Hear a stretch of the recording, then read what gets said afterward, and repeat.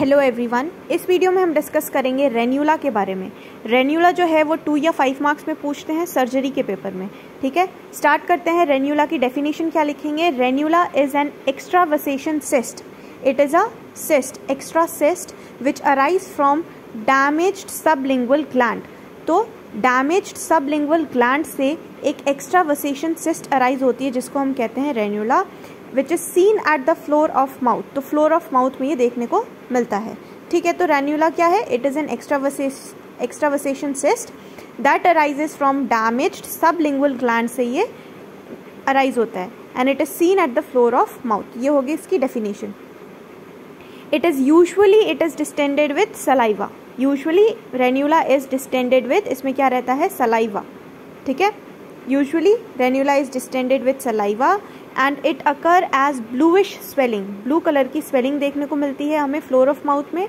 It occur as bluish swelling, transparent होती है with prominent blood vessel over the surface at the floor of the mouth देखने को मिलता है, under the tongue. ठीक है, तो अंडर द टंग हमें एक ब्लूइश स्वेलिंग देखने को मिलती है, ट्रांसपेरेंट ब्लूइश स्वेलिंग देखने को मिलती है, जिसको हम क्या कहते हैं? रेन्यूला कहते हैं। Covering of a ranula. अब रेन्यूला की जो कवर है वो कौन बना रहा है? तो covering of the ranula is form by 2 thing. अब it is form by delicate fibrous tissue which is covered by layer of macrophage. So it is form by delicate fibrous tissue. This ranula is form, it is covered by delicate fibrous tissue and layer of macrophages. ये 3 point लिखा हमने। It is usually distended with saliva. It occurs as bluish swelling which is transparent and it is seen at the floor of the mouth or under the tongue. Covering of the ranula is formed by 2 things: delicate fibrous tissue and a layer of macrophage. Mucus is collected in a ranula. अब इस रेन्यूला के अंदर क्या होता है? Mucus collected होता है। ठीक है, तो mucus is collected in this ranula and when leakage of the ranula is there, जब ये ब्रेकआउट होता है, ठीक है, when rupture of the ranula occurs, track along mylohyoid muscle, it will cause swelling in front of the neck, जिसको हम क्या कहेंगे? प्लंजिंग रेन्यूला कहेंगे। तो अभी तो ये कहाँ देखने को मिल रहा था हमें? Eight the floor of the mouth, है ना, अंडर द टंग, वहाँ देखने को मिल रहा था। इसके अंदर, इस रेन्यूला के अंदर क्या है? म्यूकस कलेक्ट रहता है। और अगर ये म्यूकस जो है, अगर इस रेन्यूला का रप्चर होगा तो क्या होगा? म्यूकस जो है it will track along mylohyoid muscle and it will cause swelling in the neck. Front of the neck में स्वेलिंग देखने को मिलेगी। ठीक है, जिसको क्या कहते हैं? प्लंजिंग रेन्यूला कहते हैं।